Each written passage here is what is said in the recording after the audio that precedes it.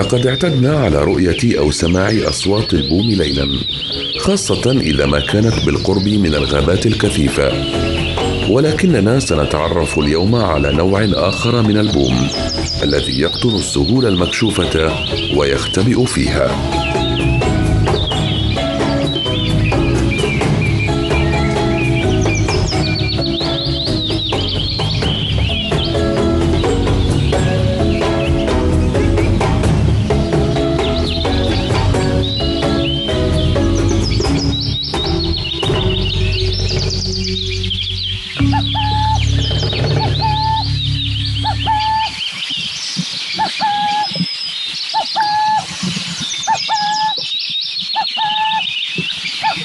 البومة المختبئة.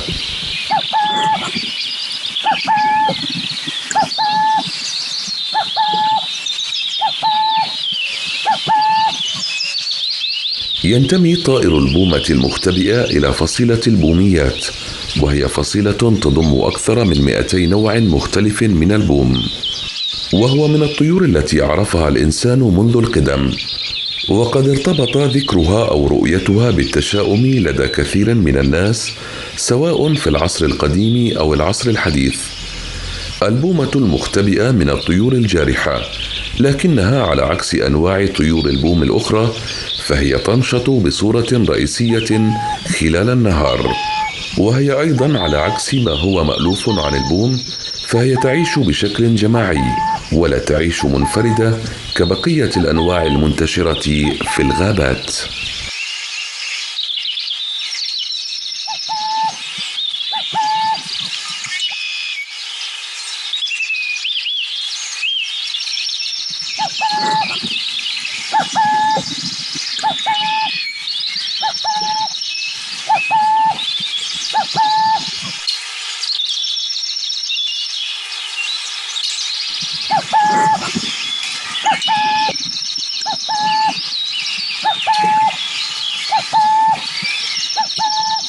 يمكن العثور على طيور البوم في كل القارات باستثناء القارة القطبية الجنوبية، ويمكن العثور عليها بكثرة في الأجزاء الشمالية من عالمنا، وهناك حوالي 19 نوعا فقط في الولايات المتحدة الأمريكية وكندا.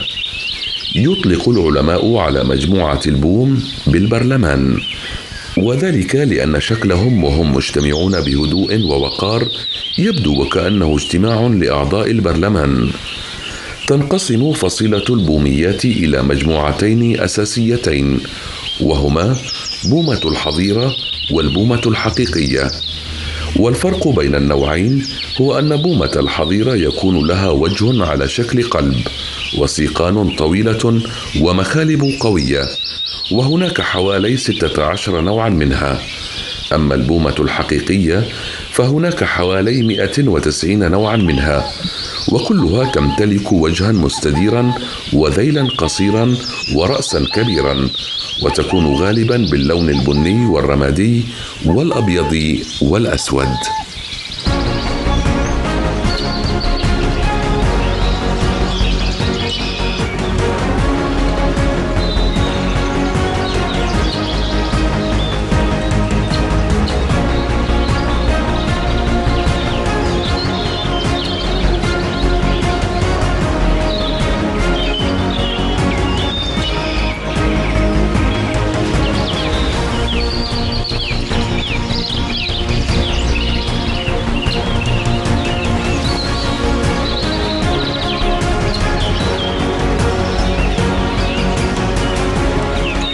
سميت البومة المختبئة بهذا الاسم بسبب تصرفاتها الغريبة في البرار المكشوفة، إذ أن تواجدها يختلف عن بقية أنواع البوم المنتشرة في العالم، فهي تختار السهول المكشوفة بعيدا عن الغابات أو المناطق الزراعية أو الصحاري، وتبني أعشاشها بين الأنفاق الاصطناعية والصخور الوعرة وتختبئ فيها، أو قد تسكن في جحور الأفاعي والسناجب.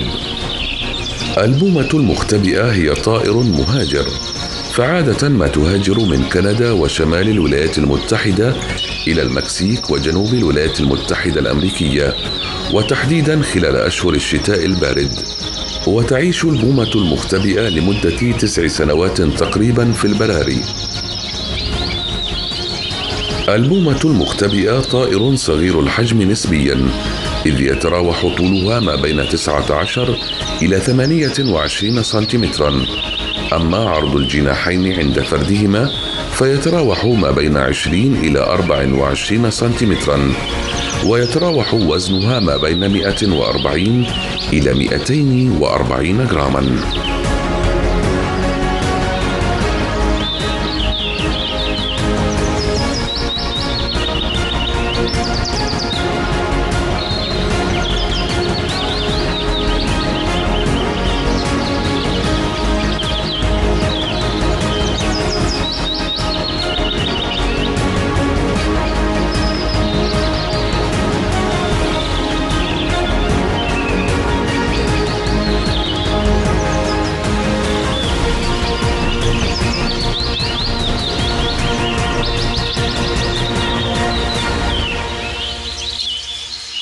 على الرغم من حجمها الصغير إلا أن أرجلها طويلة وتقضي معظم أوقاتها واقفة عليها، وهي تحدق بالمرين هنا وهناك. حواجب البومة المختبئة بيضاء بارزة، ومنقارها أصفر داكن أو رمادي. وجهها مسطح وعيونها مشرقة ولامعة. تكون الرأس والأجنحة بنية اللون ومرقطة ببقع بيضاء، بينما يكون الصدر والبطن على العكس تماما، فلونهما أبيض مع وجود بقع بنية. لدى البوم بشكل عام 2 من الأصابع في الأمام و2 من الأصابع في الخلف، وهذا الترتيب يتيح لها التقاط الفريسة والقبض عليها بسهولة أكبر.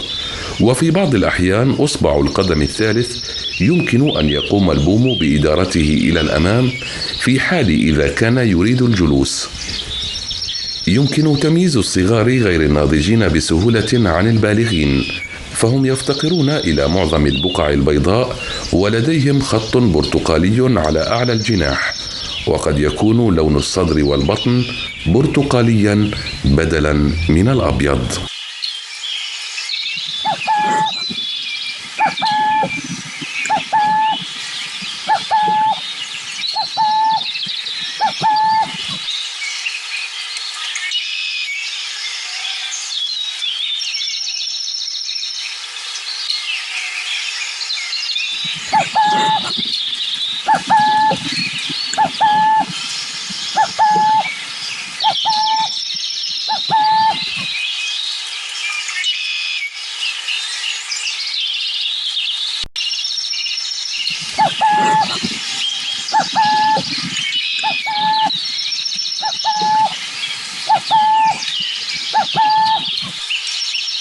تتشابه الذكور والإناث في المظهر، إلا أن الإناث يكن أكبر وزنا وأطول. يعتمد النظام الغذائي للبومة المختبئة على اللافقاريات والفقاريات الصغيرة، فهي تتغذى على الحشرات الكبيرة والقوارض الصغيرة وبعض أنواع السناجب والفئران والضفادع. وأكبر فريس قد تأكلها هي الطيور المماثلة لها في الحجم والوزن. تعتبر الخنافس الصغيرة أكثر الوجبات التي تلتهمها البومة المختبئة، وتقوم بجذبها بطريقة ماكرة، حيث إنها تجمع براز الثدييات في جحرها لتجذب الخنافس له، إذ أنها تقتات عليه، ومن ثم تأكلها هي. وعلى عكس أنواع البوم الأخرى، يمكن أن تأكل البومة المختبئة الفواكه والبذور كالصبار والإجاص، كما أنها تحب الشوكولاتة. البومة بشكل عام قد تأكل 1000 فأر كل عام، كما أنه من الممكن أن تتناول البومة بومة من نوع آخر كوليمة غداء.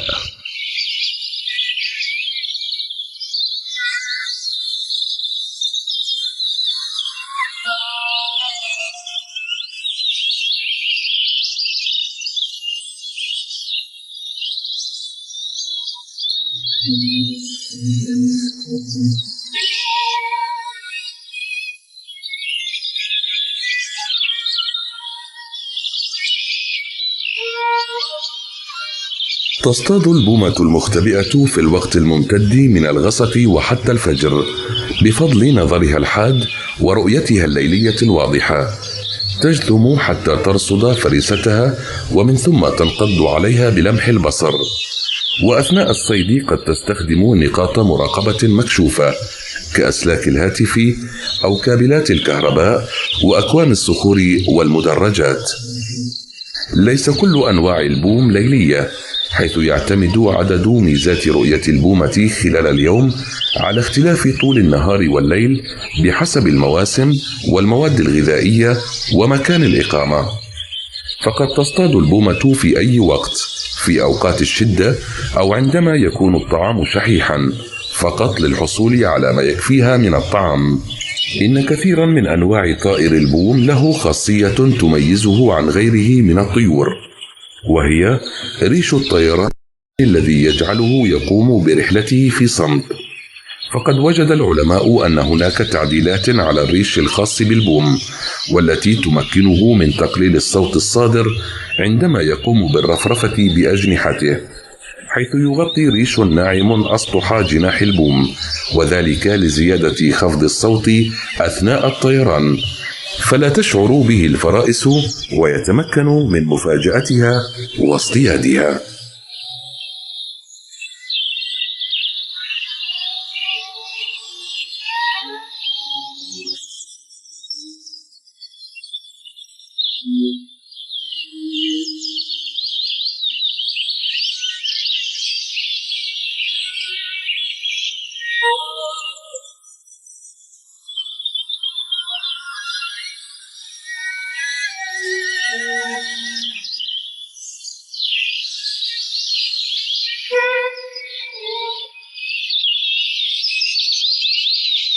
البومة المختبئة لا تملك مقلة عين، أي أنه لا يمكنك أن ترى بومة تحرك عينيها، فعيونها متصلة مباشرة مع الجمجمة، ولكنها تحرك رأسها بالكامل كي ترى باتجاهات أخرى وبزاوية تصل إلى 270 درجة تقريبا، لكنها تعجز عن رؤية الأشياء القريبة، حيث أنها تمتلك بعد نظر فترى الأشياء البعيدة بوضوح شديد.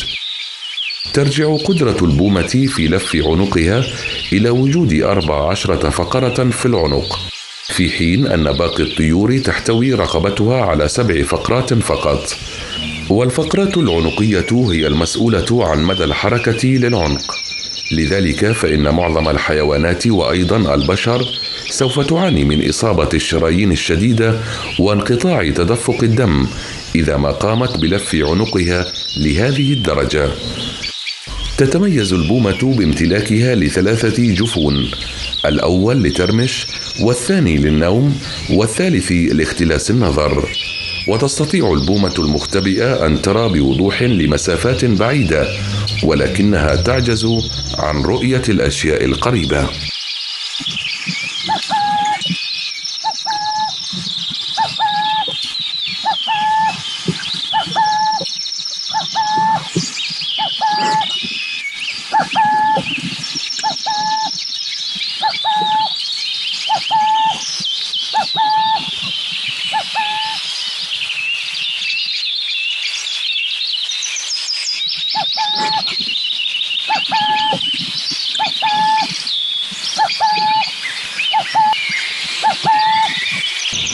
يمتلك طائر البومة المختبئة أذنين غير متساويتين في الحجم، كما أنهما لا توجدان في مكان متوازن في الرأس، فدائما هناك أذن أعلى من الأخرى، ويسهل هذا الأمر عليه اصطياد الفريسة حتى وإن لم تتمكن من مشاهدتها.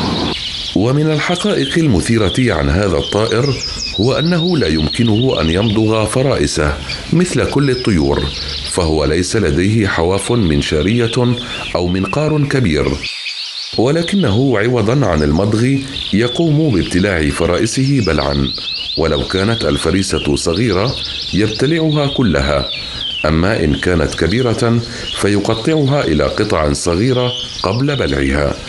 ومن المثير للاهتمام أيضا أنه يقوم بقذف المواد التي لا يستطيع هضمها كالعظام والفراء والريش. تتقن البومة المختبئة السباحة بالأسلوب الحر بواسطة أجنحتها القوية، فإذا طاردت فريسة ما ودخلت تلك الفريسة إلى المياه وتبللت أجنحتها لدى ملاحقتها لها، فتصبح في هذه الحالة السباحة أفضل لها من الطيران بأجنحة وريش مبلل. وبمجرد أن تصل إلى البر تعمد إلى رفرفة جناحيها بقوة لإزالة المياه منها وتجفيف ريشها.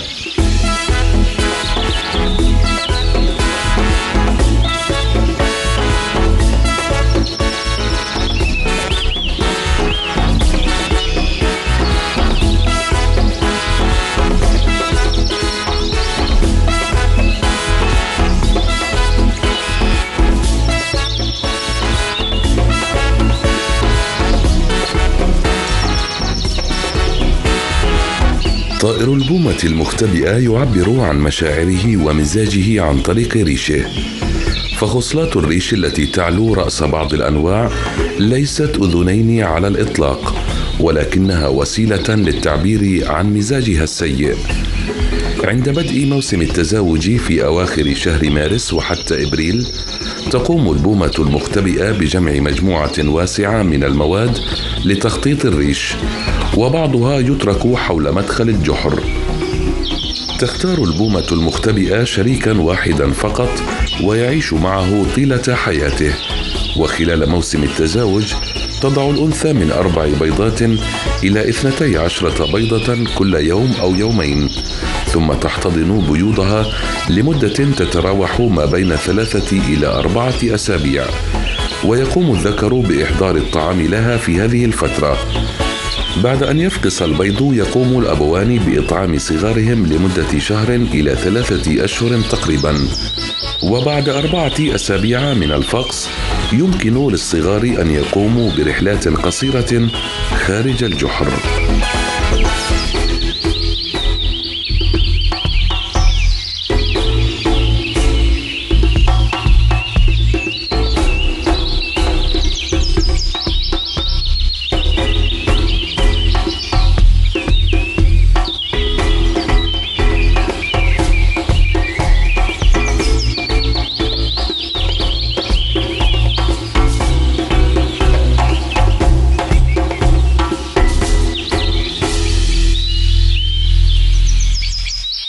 عندما تشعر البومة المختبئة بالخطر فإنها تمدد نفسها منتفضة ومتراجعة قليلا على شكل قوس، محركة رأسها من جانب إلى آخر، وإذا استمر شعورها بالخطر تختبئ أكثر أو تغادر المكان كليا وتطير لمسافة قصيرة حتى يزول التهديد.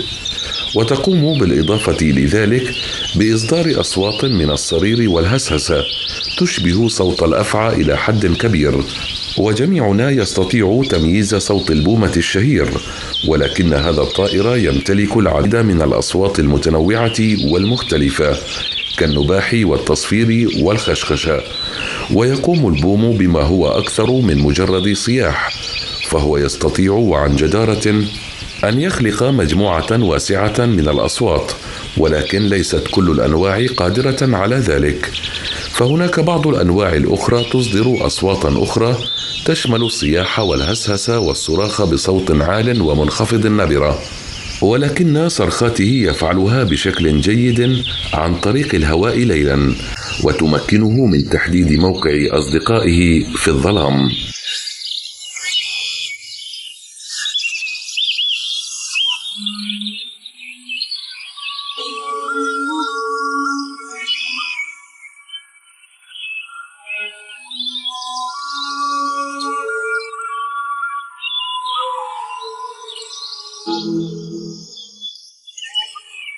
من المعروف جدا أن البومة المختبئة طائر ثرثار جدا، فبمجرد التقاء طائرين من البوم معا تظل أصواتهما ظاهرة ومسموعة، ويتشابكان معا بحديث يكاد لا ينتهي. كما يظهر صوت البومة واضحا جدا بعد اصطياد فريستها. يسمى صوت البومة نعيقا، كما تطلق عليه تسميات عديدة، وهي النهم أو النهام، وهو صوت ذكر البوم. كما يسمى صوت البوم أيضا النأيم. أما اسم الضباح أو الضبح أو الصدى فهو صوت أنثى البوم. تعتبر البومة المختبئة في قائمة الحيوانات المحمية، لذا فعددها في ازدياد ثابت، وهي غير مهددة بالانقراض على الرغم من اضطرارها لتغيير نمط حياتها مرات عدة بسبب التطور. ومع ذلك من أكبر التهديدات الحديثة التي تواجه البوم هي فقدان المساكن الطبيعية ومبيدات الآفات التي تتسبب في تسمم الطيور وإمداداتها الغذائية، بالإضافة إلى الاضطهاد البشري بسبب الخرافات السلبية عنها.